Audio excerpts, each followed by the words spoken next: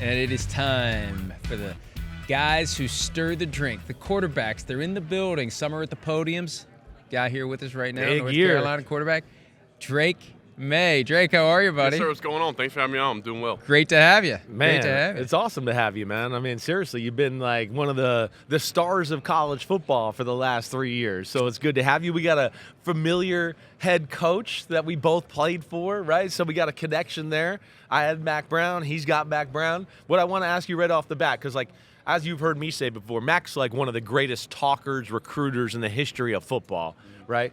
He used to have a saying, right? It's funny. He's probably going to get mad at me for doing this, where he'd go, school first, football second. Have you ever seen that? I've seen that before. You've seen that before? He's okay, great. good. So he still pulls that out every now and then. No doubt. Coach Brown is one of the, he's one of the reasons I went to North Carolina, play for Coach, and he's the best with names ever. Such a player's coach, and it's just great to play for. Yeah, well, elaborate on that a little bit. Like, just like what you know, because I've been there, I know, but tell our audience a little bit about how he kind of swindles you and gets you to go to North Coach Carolina. Brown. He's one of those guys who, you don't really speak, you don't really talk much. A few, yes sirs, here and there, but he really controls the conversation. He's kind of taking it over and really just convinces you into whatever he's talking about, whether it's recruiting for me to go there, right? Or get me to do something more for the program. He's always, been so great at his way with words, and he's great with names. He remembers my grandparents' names. Well, that's what I say all the time.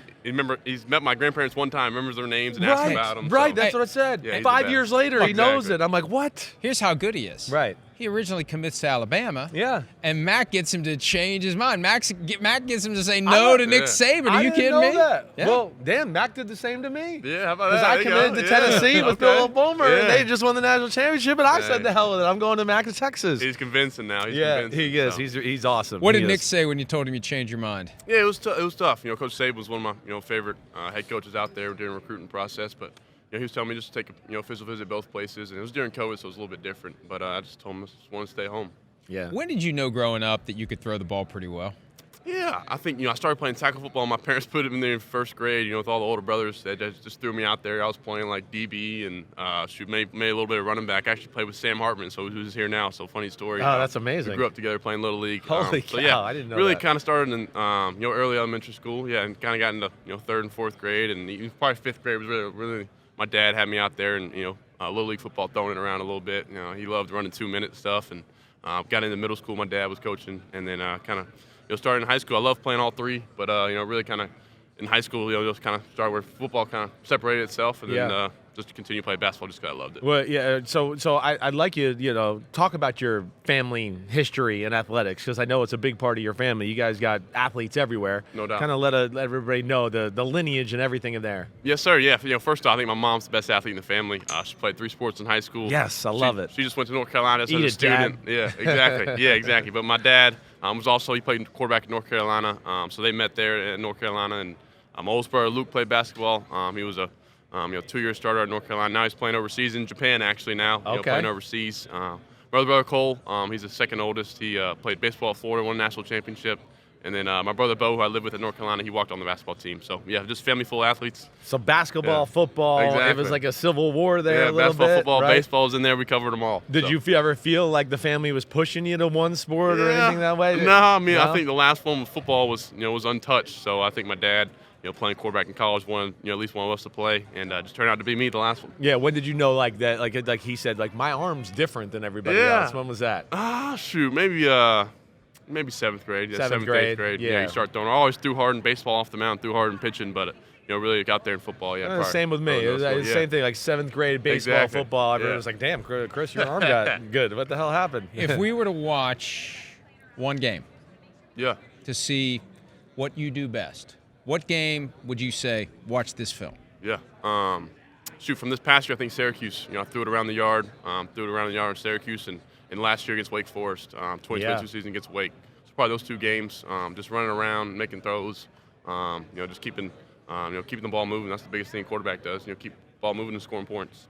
Who'd you grow up rooting for in football? Who was your team? Yeah, so I'm from Charlotte, so I was the biggest Panthers fan. Okay. I love Cam Newton. Right. So those guys. Yeah. Okay. Yep. I had some battles with them back in the day. Yeah. Oh yeah. What about now, quarterback wise? Right? Who was your idol growing up, other than Cam Newton? Yeah. I mean, I love Aaron Rodgers. Love watching Aaron Rodgers growing up. Right. Just the way he has so much talent, and nowadays watching Josh Allen and some of those guys is pretty cool to watch. It is, It's always fun watching Mahomes. Yeah, of course. I mean, come on, we know. Mahomes. Yeah. During your time in college, who's the best guy that you faced? Best guy that I from faced. Another team. Best guy that I faced. Oh, Kalijah Kancey. He played for Pitt. For Pitt. Yeah. D tackle, I think, with the Buccaneers. Yes, now. you're right. I think we were in Pitt, and at the end of the first half, we were in a 2-minute drill, and I got knocked out. He knocked me out for targeting, and he had to. He ended up coming back on because Kalijah, had to sit out the rest of the game. But it's a great player and a great dude. Yeah. What about your game? I mean, you kind of got it all. You got size. Yes, sir. People kind of pick at your movement a little bit, right? A little, right? But I've been watching this week. You can go run and get first downs and do all that. Got a strong arm. I mean, when you stripe it, Yes. right? What's the one thing you go, I wish I could clean this up about my game a little bit?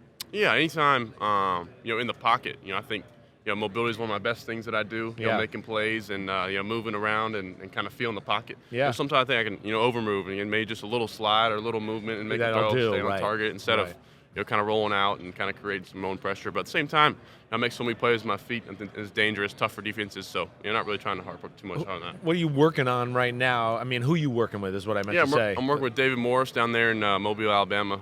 He played at Ole Miss. It was Eli Manning's backup, and he's the head of QB country, which is a big kind of quarterback development thing around the South. Anything mechanically that you've fixed or you've had to work on throwing the football? Anything there where you're like, I tweaked this a little bit in my time off here? No, I think I've always thrown it. Try to keep the same stuff. Thing go. No, but down there, working under center is different, obviously in the NFL and play action and just learning the NFL game. You got the digit system and the West Coast stuff. So just learning ball. Trying to you had some coaching in high school from an NFL quarterback, Josh McCown. Oh yeah. Right. What's the biggest thing you learned from him? Oh shoot, with Josh, not just being consistent. He always talks about being consistent, getting on the same platform. You make throws. Josh is, did it for so long. He knows so many different things, and I think the best thing he told me is just relationships, being with the guys. Creating relationships with guys, with the coaches, and how to handle all that stuff. He's the best. You can sit down with Josh and talk to him for hours. He's the best dude, one of the best dudes out there. Are you a vocal leader or more of a leader of example, right? I think it's one of those things, my leadership style is I'll go in there and work hard and kind of show by example. And then kind of once I earn that respect, kind of turn into a vocal guy where, people start to listen to me once I get the respect. Yeah. I mean, are you aware of this quarterback class? It's pretty cool, right? Yeah. I mean, you watched all these guys, if you got a chance on a Saturday night when you guys weren't playing and all that. Oh, for sure. I think it's one of the coolest things about the combine. It does so well that you meet all these guys, sitting down with Jaden and JJ and Caleb and Mike Penix and Bo Nix. Train with Bo Nix down there, so know a lot of those guys. Oh, okay, cool. The coolest thing is meeting them and just kind of seeing their story and seeing their other side of things is awesome. Yeah, good for you, man. When you look at the board and you look at who has the picks, and I know you've got no control over it at the end of the day, but right now you're Tom Brady's replacement, it sounds like, in New England. That's what it sounds like right now. Ready to go wherever. I used to ask guys if you get on Madden and put yourself in the different uniforms and see how you look. Did you give it much thought to where you may end up? No, I really haven't. I think that's one of the coolest things about the NFL. Can't really control it, and it's not like recruiting or anything like that. For college, you kind of just thank the good Lord and pray about it, and trust in that. Yeah. All right. Well, we wish you all the best. We got to let you go. There's other people here. He's big time. He's got to make the rounds here. He's got to make the rounds. All right, there he is, Drake Maye. man. Congratulations on your success. All the best in the future. We'll be back with more from Indy right after this. Hi, it's Mike Florio. Thanks for watching PFT on YouTube. Hit subscribe for the latest news and analysis from Pro Football Talk.